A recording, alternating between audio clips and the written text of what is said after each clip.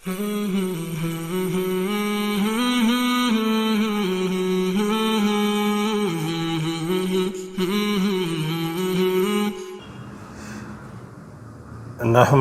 نصلی علی رسولہ الکریم اما بعد فاعوذ باللہ من الشیطان الرجیم بسم اللہ الرحمن الرحیم۔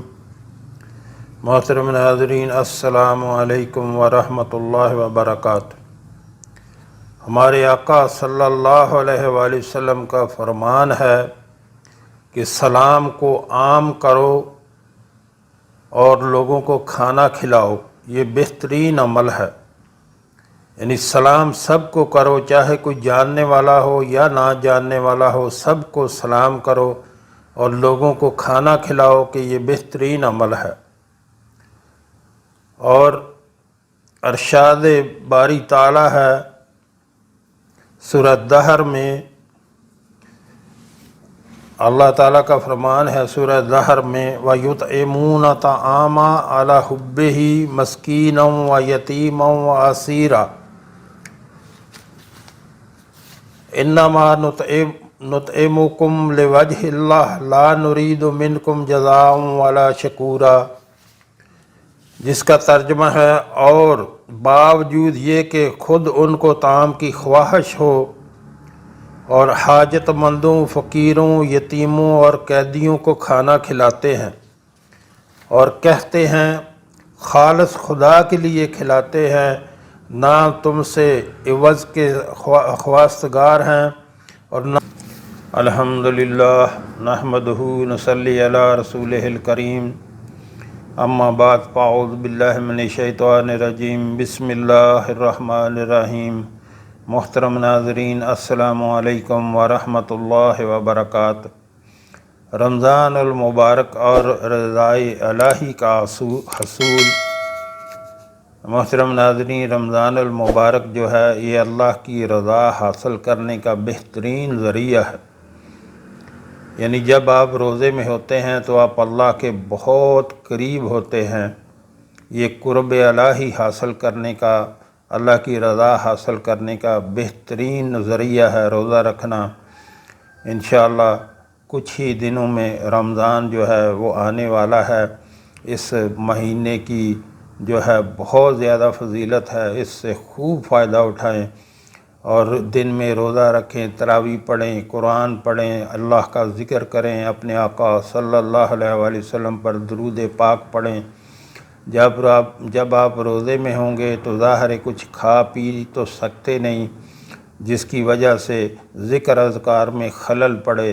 اس لیے اپنی زبان کو ہر وقت اللہ کے ذکر کے ساتھ لگائے رکھیں اور سارا دن ایسے رکھیں اپنی زبان کو، اور اس کے بعد جب افطار کا ٹائم ہو تو افطار کا سامان آگے رکھ کے اللہ سے اپنی مغفرت کی، اپنے اہل خانہ اور پوری امت مسلمہ کی مغفرت کی، اپنے والدین کی مغفرت کی دعا مانگیں اور اپنے لیے دنیا و آخرت کی بھلائی مانگیں۔ افطاری کا ٹائم جو ہے وہ بہترین ٹائم ہے وہ دعا قبول ہونے کا۔ جو آپ دعا کریں گے وہ قبول ہوگی، کیونکہ افطاری کے ٹائم جب آپ دعا کریں گے تو اللہ اور آپ کے درمیان کوئی پردہ نہیں ہوگا، جو ہے اس ٹائم آپ زیادہ سے زیادہ دعا کیا کریں۔ سب سے بڑی نعمت اللہ تعالیٰ کی رضا ہے، جو روزہ رکھنے سے حاصل ہوتی ہے۔ جسے رضا الہی حاصل ہو جائے، دنیا کی تمام نعمتیں اس کی نظر میں ہیچ ہیں۔ چنانچہ اللہ تعالیٰ کا ارشاد ہے،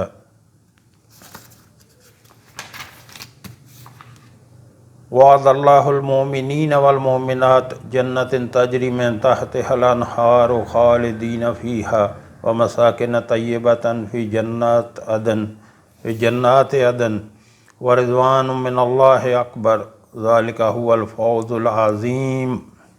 اللہ نے مومن مردوں اور مومن عورتوں سے جنتوں کا وعدہ کیا ہے، جن کے نیچے نہریں جاری ہوں گی، جن میں ہمیشہ رہیں گے، اور جنات عدن میں عمدہ مکانات کا وعدہ کیا ہے، اور اللہ کی رضا سب سے بڑھ کر ہوگی۔ یہی عظیم کامیابی ہے۔ مذکورہ بالا آیات میں بتایا گیا کہ آخرت میں اہل ایمان کو ایسی جنتیں ملیں گی جن کے نیچے نہریں جاری ہوں گی، اور جنات عدن میں اچھے مکانات ملیں گے، اور ان سب سے بڑھ کر اللہ تعالیٰ کی رضا کا حصول ہوگا۔ جب اللہ کی رضا حاصل ہو گئی تو پھر آپ کو سب کچھ مل گیا۔ حضرت صہیب رضی اللہ تعالیٰ عنہ سے روایت ہے، رسول اللہ صلی اللہ علیہ وآلہ وسلم نے ارشاد فرمایا، جب جنتی جنت میں داخل ہو جائیں گے اس وقت اللہ تبارک و تعالیٰ فرمائے گا تم کسی اور چیز کے خواہش مند ہو؟ تو وہ جواب دیں گے، کیا تو نے ہمارے چہرے روشن نہیں کیے؟ کیا تو نے ہمیں جنت میں داخل نہیں کیا اور دوزخ سے نجات نہیں دی؟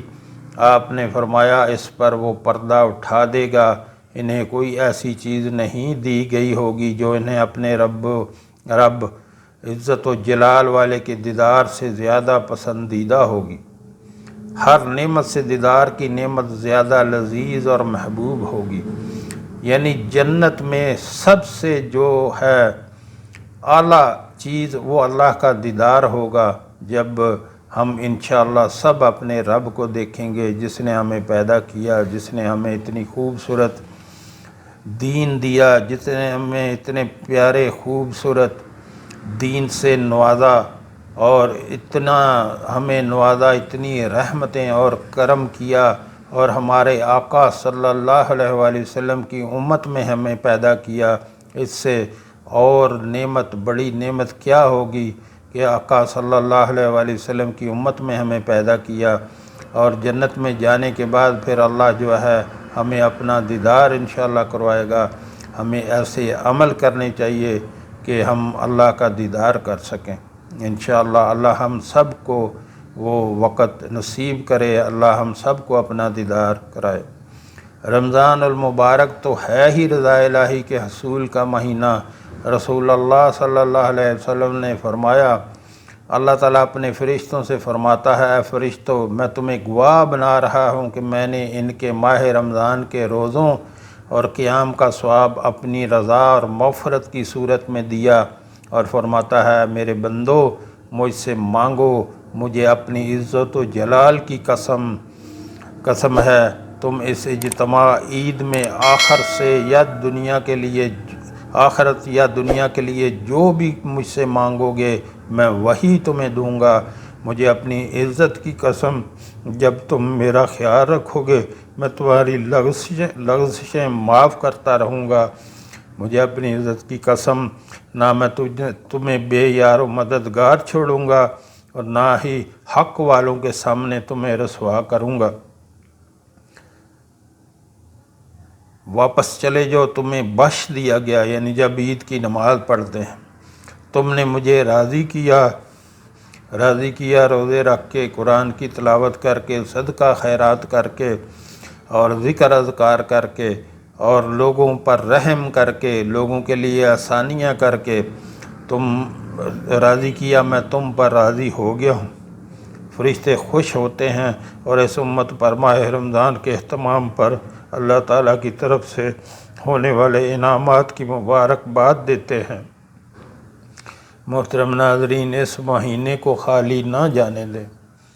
آپ کے آگے ہاتھ جوڑ کے یہ التجا کرتا ہوں، پتہ نہیں زندگی میں یہ مہینہ پھر آئے نہ آئے، اس رحمتوں اور برکتوں والا مہینے کی خوب اس کو جو ہے اس سے فائدہ اٹھائیں۔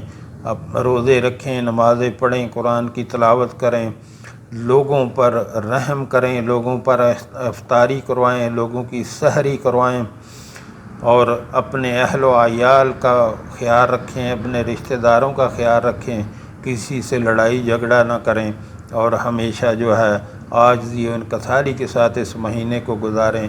یقین کریں جب آپ رمضان جو ختم ہوگا تو انشاءاللہ ہمارا کریم رب جو ہے وہ مغفرت کر دے گا۔